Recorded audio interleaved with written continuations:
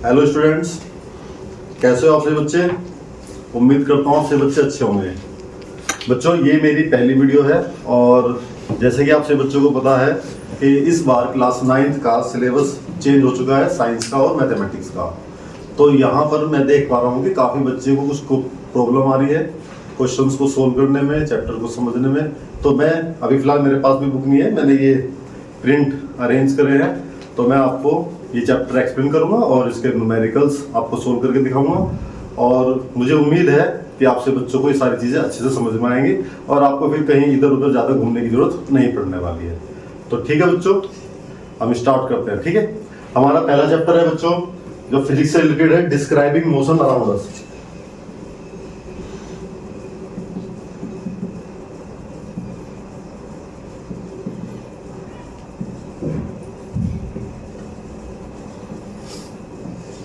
Okay, जैसे कि आपसे बच्चों को पता है मोशन के बारे में, मोशन क्या होता है कि जब भी किसी ऑब्जेक्ट की पोजीशन में चेंज आता है समय के साथ साथ, तो हम कहते हैं ऑब्जेक्ट किसमें है, मोशन में है। और अगर समय चेंज हो रहा है लेकिन ऑब्जेक्ट की पोजीशन में कोई भी चेंज नहीं आ रहा है, तो हम कहेंगे ऑब्जेक्ट किसमें है, रेस्ट में है। तो सबसे पहले अगर आपसे कोई मोशन की डेफिनेशन पूछता है, आप बता सकते हो चेंज इन पोजिशन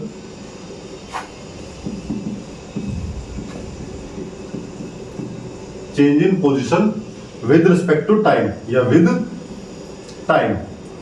आप टाइम की रिस्पेक्ट में बता सकते हो या फिर आप बोल सकते हो change in position with reference point. With reference point. Okay, अभी रेफरेंस पॉइंट क्या होता है, जैसे आपसे पूछा जाए कि आपका स्कूल कितनी दूर है, तो आप कॉमन सेंस से कोई बच्चा बताएगा 2 किलोमीटर, कोई बताएगा 5 किलोमीटर। इसका मतलब बच्चे के माइंड में एक पॉइंट था उसका घर, उसने वो डिस्टेंस अपने घर से बताई है।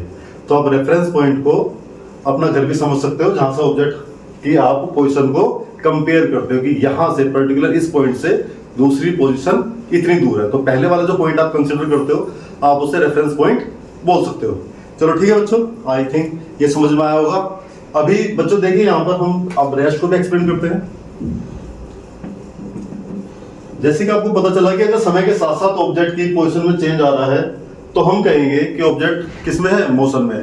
लेकिन समय तो बदल रहा है और ऑब्जेक्ट की पोजीशन में कोई भी चेंज नहीं आ रहा है, तो हम कहेंगे ऑब्जेक्ट किसमें है, रेस्ट में। तो position does not change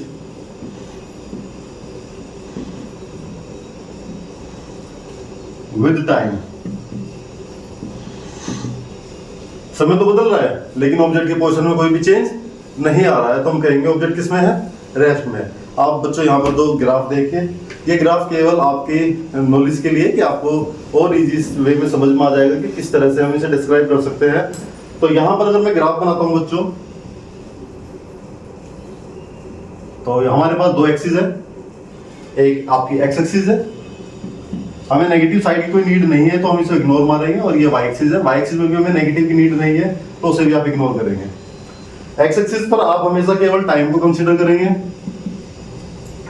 time आप सेकंड का टाइम की यूनिट आप सेकंड में भी कंसीडर कर सकते हो और आवर में भी कंसीडर कर सकते हो। और हम यहाँ पर दूसरा करेंगे डिस्टेंस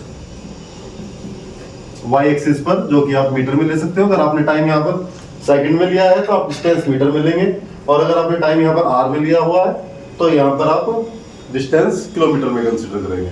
ओके, आप देखिए बच्चों, ये समय है, टाइम। मैंने यहाँ कुछ इंटरवल सेलेक्ट कर लिए हैं और ऐसे ही बच्चों यहाँ पर बेटा वाई एक्सिस पर भी मैंने कुछ सेलेक्ट कर लिए इंटरवल्स। सपोज करो 1 सेकंड हो गया है, ऑब्जेक्ट ने 1 मीटर की डिस्टेंस कवर कर ली, फिर 1 सेकंड और हुआ, बच्चे ने 1 मीटर डिस्टेंस और कवर कर ली। ऐसे ऐसे समय बदलता जा रहा है, उसके साथ साथ पोजीशन भी बदलती जा रही है। तो आप यहाँ पर पॉइंट को मिला सकते हैं, जैसे आपको कोऑर्डिनेट फाइंड करने होते हैं बच्चों। तो आप देख पाएंगे कि बच्चों यहाँ पर ये जो पॉइंट है ये आपका है, आपका 1 1। ये वाला जो पॉइंट है ये आपका है बच्चों 2 2। इसी तरह से ये वाला पॉइंट हो जाएगा 3 3। तो आप देख पा रहे हैं कि जैसे जैसे समय बदल रहा है उसके साथ साथ ऑब्जेक्ट की पोजीशन में भी चेंज आ रहा है। तो यहाँ पर ये जो इस तरह का ग्राफ है, ये आपके मोशन को शो कर सकता है। इसकी भी कुछ कैटेगरी है, वो जब ग्राफ पढ़ेंगे तब आपको एक्सप्लेन कर दूंगा। फिलहाल यहाँ पर ये लीनियर मोशन का ग्राफ है। और एक ग्राफ और बनता है बच्चों यहाँ पर, दूसरा ग्राफ ये है, सपोज करो आप 3 मीटर की दूरी पर है, समय बदल रहा है लेकिन आपकी ऑब्जेक्टिव पोजीशन में कोई भी चेंज नहीं आ रहा है, तो आपको एक हॉरिजॉन्टल लाइन मिलती है। सपोज करो एक बच्चा स्कूल के लिए निकला और उसे 10 मिनट हो गए चलते चलते, अचानक उसकी बाइक हो गई खराब। 11 मिनट हो गई लेकिन बच्चा अभी भी वहीं पर है जहां पर उसकी बाइक खराब थी। ऐसे करते करते आधा घंटा गुजर चुका है लेकिन अभी भी ऑब्जेक्ट यानी कि वो स्टूडेंट्स वहीं पर है जहां पर उसकी बाइक खराब हुई थी। तो इसका मतलब ये है समय तो बदल रहा है लेकिन उसकी जो पोजीशन है उसमें कोई भी चेंज नहीं आ रहा है। तो इसका मतलब क्या है, ऑब्जेक्ट आपका रेस्ट में है। तो ठीक है बच्चों, आज इतना ही करते हैं और अपनी वीडियो को आगे कंटिन्यू करूंगा मैं, और इस चैप्टर को कंप्लीट करते हैं और आई थिंक आप सभी बच्चों का रेस्पॉन्स मिलेगा। ओके बच्चों।